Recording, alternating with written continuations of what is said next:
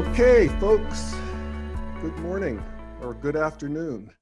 It's Jeff Salzman. Welcome to the Daily Evolver. It's good to be back with you on this Monday, October 6th, 2017. And today, Corey's here too. Hey, Corey DeVos. Hey, man. Happy St. Nick's. Yeah, same to you. Today, we're going to take a look at the tax bill that's coming down the pike from the Republicans in Congress. Still in committee on some of the details, but we know the broad brush of it. And we'll see if we can put it in some integral context. To just cut to the chase, I see this tax bill as being one of the last gasps, speaking of which, one of the last gasps of the orange modern economy as it sort of grinds into its late stage. And I'm actually bummed, I have to say, that it's happening. I do think, I don't know. I mean, tax policy, it gets very confusing for me. And I also am very sort of hesitant to make predictions and so forth these days, especially after Trump. But I don't think this is going to deliver on what its advocates promise. And I do think that it's probably going to hurt people. It's definitely going to hurt people if they manage to get rid of the Obamacare mandate. And so, that's the downside. The long range, of course, in the spirit of evolution is beautiful, but not pretty. It may well hasten, because it doesn't work, what I see as our inevitable movement into a more integral economy. But let me just explain some of what I'm talking about here. When I talk about the orange or modern economy, that's really what came online here, really in some ways at the beginning of the United States. I mean, we really started out in a completely free enterprise kind of a system with private property rights and so forth, pretty much grafted in from the beginning. And the modern economy is based on private ownership of property and production. And that's, as I've often pointed out, an astonishing evolutionary move for humanity after a history of everybody being subject to the state. And it was a very, very fruitful system. It's grown over these couple hundred years, and it's over-succeeded in a way. The basic purpose of a modern economy is growth. It's the creation of material wealth. And it has done that. It has created wealth unlike the world has ever seen. We have tripled lifespans. We have the indoors. We have plenty to eat for the most part. Huge numbers of people. That's an amazing feat. But the downside is that a couple of the other sort of rules of the game, such as that the number one mission of a company is to maximize return to its investors. That is the system. That is what all these companies, all private institutions are trying to do. And the problem with that is that over time, it concentrates ever greater wealth in ever fewer hands. And so that's sort of the modern economy. And I want to point out that grafted onto that modern economy is the green or postmodern economy, which is based not on growth, but sustainability. And it's also based on fairness and distribution, so that people who have been left behind and people who are outside of the system of this wealth creation machine are taken care of. And that really started big time in the 40s with the New Deal and child labor laws and that sort of thing, where the welfare state started coming online, and it really gained momentum in the 60s and continues to grow, has continued to grow until now, possibly. In fits and starts, certainly, and we have an ever greater safety net. Now, this orange and green, this modern and postmodern sensibility or worldview, think, as we have established many times on this show and in integral theory in general, They don't like each other, and they fight against each other. And the people on the left have sort of a natural antipathy for the corporate side of the street, and the people on the right have a natural antipathy towards the bureaucracy. And they both see them as being the enemy, basically, of these big, out of control forces. And so, you know, we sort of fight our way forward. And in this tax bill, the modernist Republicans, the orange modernist economy is clearly won. And it is sending more money into the hands of the people who own and run the economy. It's as simple as that. And, you know, owning and running the economy is, like I said, that was an amazing thing that private people could do that.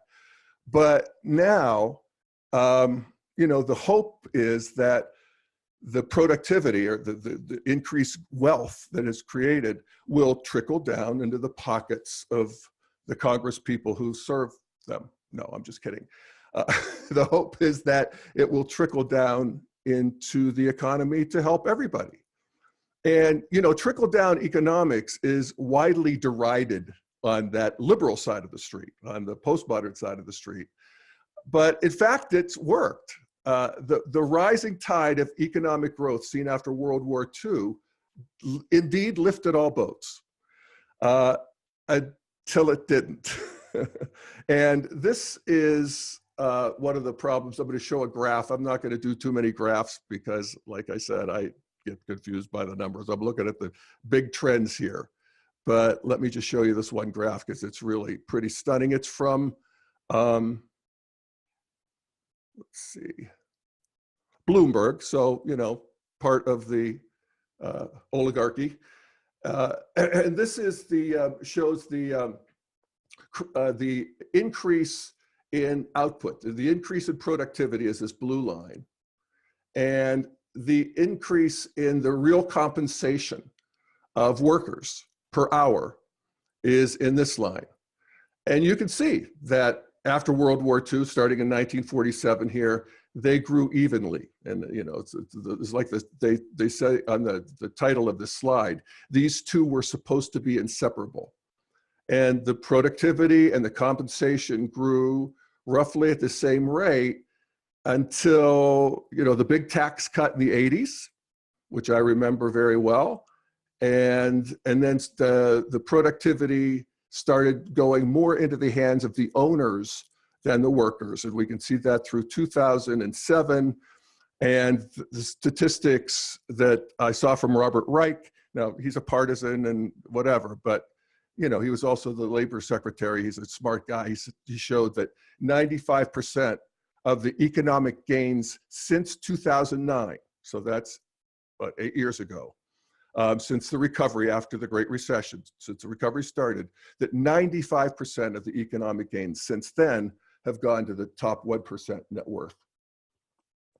So that, and you can see that here, that this really just leveled off here and it continues to spike here.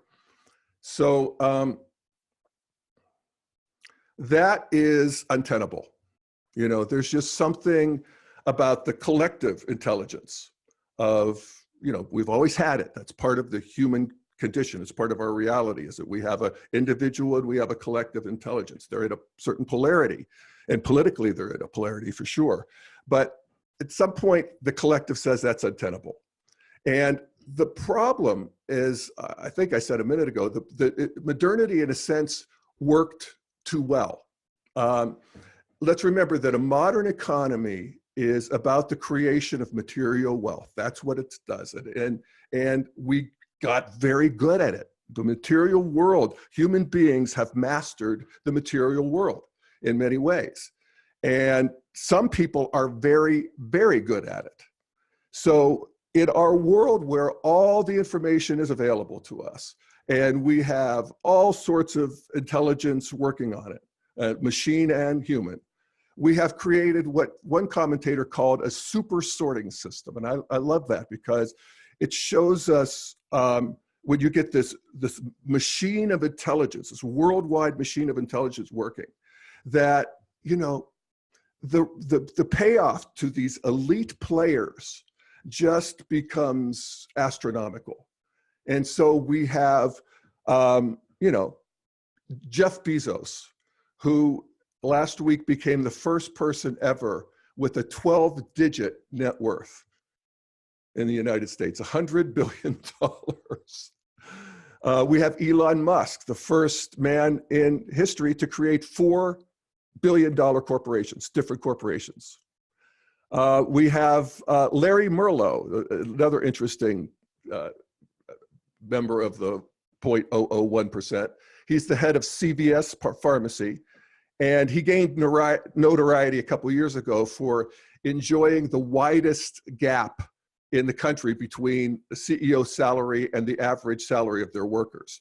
He made over $12 million in a year, and his average employee was paid $28,000.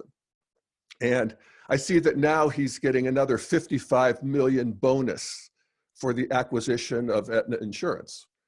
So, you know, is he worth it? Well, CVS shares have risen 116% since he took over. You know, he's also has some good things on his side. He's the guy who banned tobacco. He lost $2 billion a year in sales from banning tobacco, but he wants the brand of CVS to be, you know, what Jim Cramer calls him, a great visionary of the home healthcare market, of the new healthcare market. So, you know, these guys, if the only thing that matters is the bottom line, then they are worth it. Yes. You know, Michael Jordan has a salary of $1.4 billion. Adele, 29-year-old, she's been singing for 5 years. She's worth $150 million. She just signed a contract with Sony for another $130 million. These people generate the income. An elite player in business who can actually change a battleship of a corporation in the system where the only bottom line is the bottom line is, yeah, they're worth it. You know, Jeff Bezos, fair and square. So that's the part that is beginning to not square with more and more people. And it's part of this just sort of great polarity that I mentioned, I think earlier, just between the individual and the collective. And, you know, at some point we start asking, are more poor people getting out of poverty? Does everybody have some reasonable health care? Is there a way forward for people who don't want to go to college and who want to work with their hands and make a decent living like my dad and all my uncles and all my friends' dads and moms did? Is there a way for people who do want to go to college that they can go? And, you know, that just sort of naturally, that pendulum swings back. And if we look at human history, that pendulum's always been swinging. We see that the human project is about creating a more safe and prosperous world for ever more people. And every stage of development, from tribal to warrior to traditional to modern to postmodern and the emergent integral, has done that. You know, and again, it's not always been pretty, but every stage creates a new way of creating and distributing the wealth of the culture. Hunter-gatherers, horticulture, agriculture, industrial information. And what is working is this enduring tension, this sort of, what does Steve McIntosh call it? It's just a polarity that just exists in reality is a good word for it. But, and that's this tension between the individual and the collective. And I think that as we move forward, an integral sensibility is coming online where we really want to have the best of both. You know, where we want to have not just a classical kind of socialism and bureaucracy built around a bureaucracy. And we don't want to have just this wild free market that's just at this point is tuned to throw way too much rewards up to the top. And we have a certain schizophrenia about that I think is actually a symptom of an emerging integral consciousness. And let me explain what I mean with, my own sort of schizophrenia around the issue. The left part of me and the left part of all of us and of the system, of the collective system, wants to make sure that everybody's taken care of, that we have a decency, that we have a certain baseline beneath which nobody will fall. That was the impetus around the New Deal. We didn't want to see old ladies selling apples on the corner anymore. A modern society required that people get up and move from their hometowns. They wanted their parents taken care of. They want some sort of a basic safety net. But the right has always resisted that. There are people on the right who still basically, they're about dismantling the safety net starting with the New Deal. That would be what they want. And they have a piece of the truth in that they are concerned about basically free riders. That we can't make people be dependent on the system. And when we do, we don't do them any favors. We create a whole culture of dependency. We create a bureaucracy that is, like all bureaucracies, like all organization, is tuned to its own self-preservation and growth. And so that's the sort of fear from the right.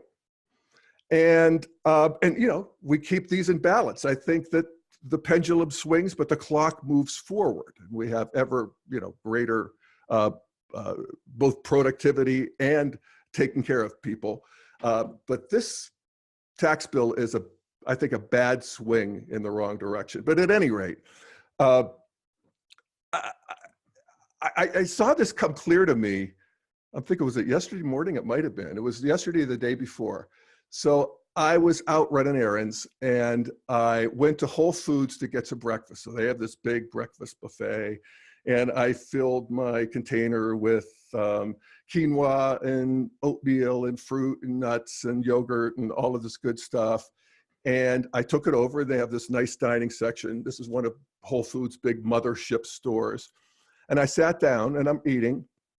And I look over and I see that next to me, one chair down, is this guy. And, he's dirty. He's got, his clothes are dirty. He's got these great big bags of stuff piled around him, and he's got a sleeping bag and backpack. And he's typing away, his scraggly hair is hanging there, and he's typing away on an old clunky PC. And he's all plugged in. And I'm thinking to myself, well, here he is eating at Whole Foods. And I, feel a little mad because I'm eating my $16 breakfast at Whole Foods, is what it was. And I'm tired of these people who are always hassling me for money, and this is a problem in Boulder. Boulder is such a great town. All the people come, the travelers, they call themselves, and they are at every corner and, whether I'm walking, whether I'm driving, and I'm just, so I have this whole sort of reaction to this guy.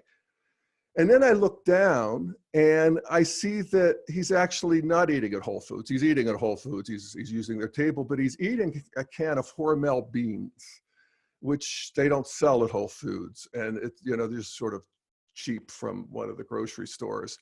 And he's got the Whole Foods sriracha sauce that he's sort of pinched, and he's having some of that.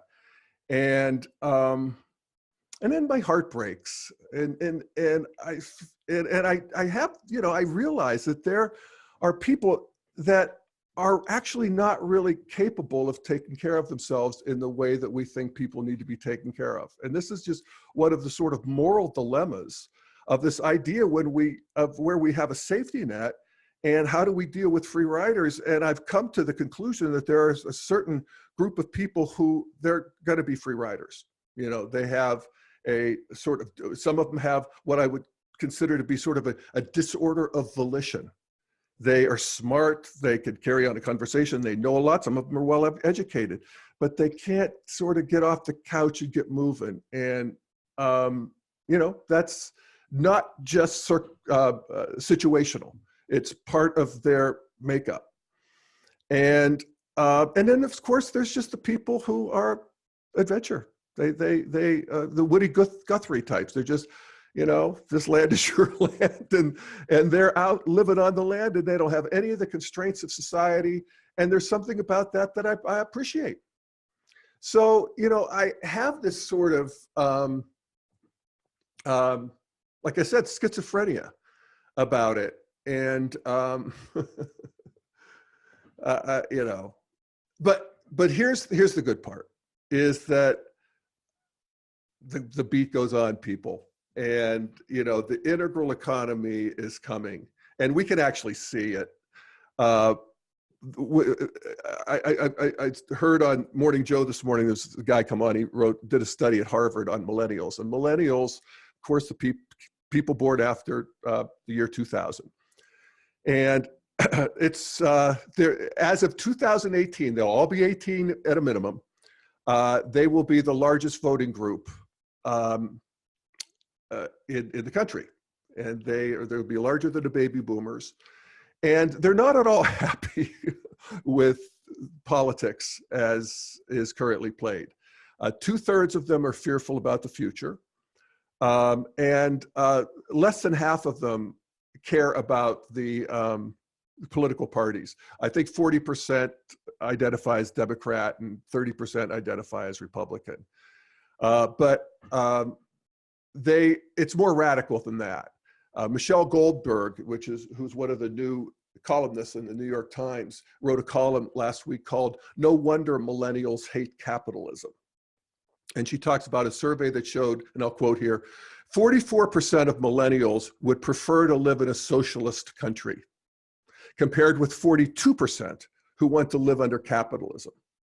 For older Americans, the collapse of communism made it seem as though there were no possible alternative to capitalism.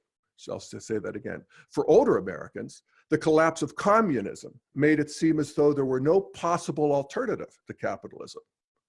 But given the increasingly oligarchic nature of our economy, which is what I'm talking about, it's not surprising that for many young people, capitalism looks like the god that failed. And let me just pause on that god that failed thing. That drives me crazy. This is what drives me crazy. Capitalism did not fail. It has not failed. What it's done is its job, and it's time to move forward. So, I just want to reframe that a little bit, the god that failed. Anyway, yes, it's failing now, and it needs to move forward, and that's how it works. And I think we're seeing that, as the younger generation comes online, that the next direction is clear. And that is, we're just all going to become Danish. There's going to be some mixed economy where, we have the best of the individual side of the polarity. That is the initiative, the creativity, experimentation, the willingness to fail, to move forward, all of that good stuff. And also the characteristics of the collective side of the street, where we are taking care of those who are less fortunate and providing a basic level of security for everybody. And I do think that's where we're going. I was hoping it would be a less bumpy ride. And I am bummed, I gotta say, to see this, what really just feels like stale, old thinking. I mean, I listen to the people, I try to have an open mind. So I listen to, the Orrin Hatch and these guys who are really all for it, really, pushing it, and big believers for it. And when they explain how it's going to grow the economy and raise wages, it just doesn't, it just falls flat for me. And actually, I'll just end by reading a little bit from this one column by Todd Carmichael, and he's the co-founder of and CEO of La Colombe Coffee, and it's a big coffee company. And he's talking about what other CEOs will tell you, and that this is he writes, it's a $500 billion $500 billion of corporate tax giveaway by the GOP, which isn't going to create a single job. And every CEO knows this, but won't tell you. A tax break for their company simply means a fatter bottom line. Not jobs, not investment, just more money in the pockets of folks like me. Let me see. A stimulus clearly falls within the sort of cuts what might expect when the economy needs to be goosed. Typically when investment cash supply is low, when interest rates are high, or the stock market is slumping or tumbling. But what every CEO knows, but will not tell you, is that the reverse conditions are actually true. This is not an economy to goose. If anything, the present business landscape is red hot and overstimulated. Cash and capital are flowing heavily with unprecedented amounts of money looking for a home for investment. Interest rates are extraordinarily low, and the stock market is a top row nosebleed highs.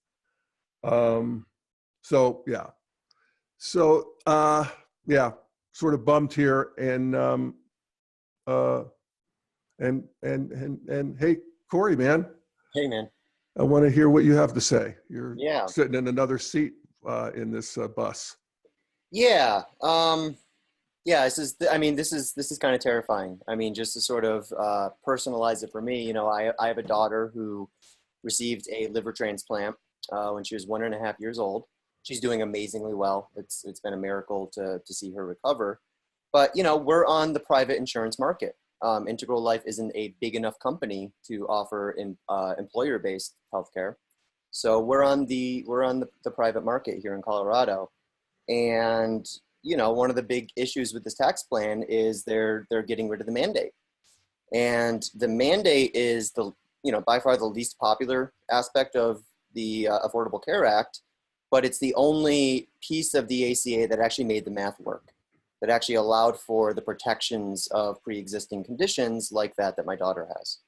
So, right now we're waiting to see whether or not we're approved by Medicaid again this year. Hopefully we will be, because, otherwise we're paying literally $1,000 a month for her anti-rejection medicine, which is not covered by any insurance in Colorado. So it's terrifying. And then when I hear news, when I hear even Marco Rubio admit that, basically if you're in your 40s right now and you're looking forward to Social Security, don't get too far ahead of yourself. And many others have admitted that Medicaid and Medicare are next on the chopping block. And this is, sort of the old cynical conservative move of starving the beast, bring those tax revenues down so low so that you create the illusion that you have no choice but to cut all of these New Deal welfare programs. And but of course they never really do until now. Yeah, maybe that's right. I mean, this may be the really first time of actually doing it in a way that we'll see what kind of results come from it. Yeah, and when you were sending me a couple chats before the show, I really liked your framing. I appreciate your framing of this as a dying gasp. And in a lot of ways, that's what this is. That's what makes this as cynical and as dangerous as it really is that this is in a lot of ways the very last chance that this current formulation of the right has to pass their wet dream of a tax bill. Yeah. And so in the short term, it's terrifying, and I think we have legitimate reason, to be unnerved by this. In the long run, I'm seeing some pretty exciting opportunities here. As you mentioned, the millennials. Just a brief correction: the millennials are the generation who were starting with the early '80s, who came of age around the millennium. That's right. Yeah. Sorry. So now they are of voting age. Yeah, and the youngest ones are now of voting age. The That's ones right. born in 1999 or That's 2000. right. And exactly. And with this last cohort coming online, now they're the most popular voting bloc.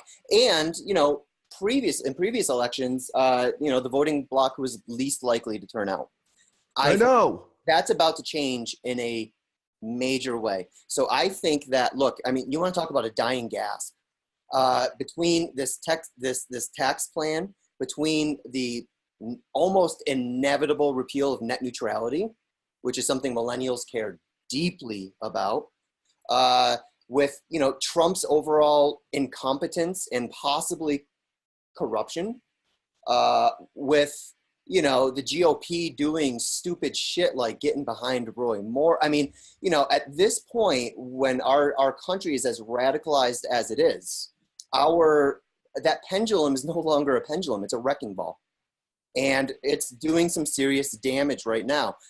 I'm going to make the case that this wrecking, well, first of all, the wrecking ball is going to come swinging back in the other direction. So I think that as a integral, independent, socially liberal, pragmatist, incrementalist, I mean, whatever other buzzwords you want to wrap around my views, this is going to be a very good thing. Ultimately, in the long run, this is going to be a very good thing, because what's going to happen is this makes 2018, you know, the big blue wave that everyone talks about in 2018, that we already see finding traction in many local polls around the country. If that blue wave comes, you know, really comes in full force, then what we're going to see is the liberals are going to be the ones responsible for all the redistricting in 2020, when we can start actually dealing with the conservative gerrymandering that's you know, that they've ridden into office over the last 10 years or so. This, I mean, and that will be the dying gasp of not the GOP, but this current incarnation of the GOP. Yeah. And that's actually something to look forward to. I just, you know, there's going to be a lot of damage between now and then. And I'm just hoping and praying that, you know, for me personally, that my family's not caught in this fallout. Yeah. And obviously many other families, you know, we're tapped into a network now of exceptionally vulnerable families. You know, the Republicans haven't even renewed CHIP, the Children's Health Insurance Program. Yeah. And no, it's something. You know, I mean, I guess I'd argue a little bit that that they're cynical in the sense that some of them believe this. You know, they really do believe that this sort of radical dismantling of the state and everybody takes care of each other is a better way to go. And you know, it even goes back to the dawning of democracy, where the arguments against democracy is you can't have people voting for their leaders because they're going to vote for the leaders who give them stuff. Mm-hmm. And so people are going to vote all the benefits for them, you know, to themselves. And that's actually been proven to be true in a way, because we have a deficit that's, you know, $14 to $15 billion. This is going to add another couple billion or $1 trillion to it.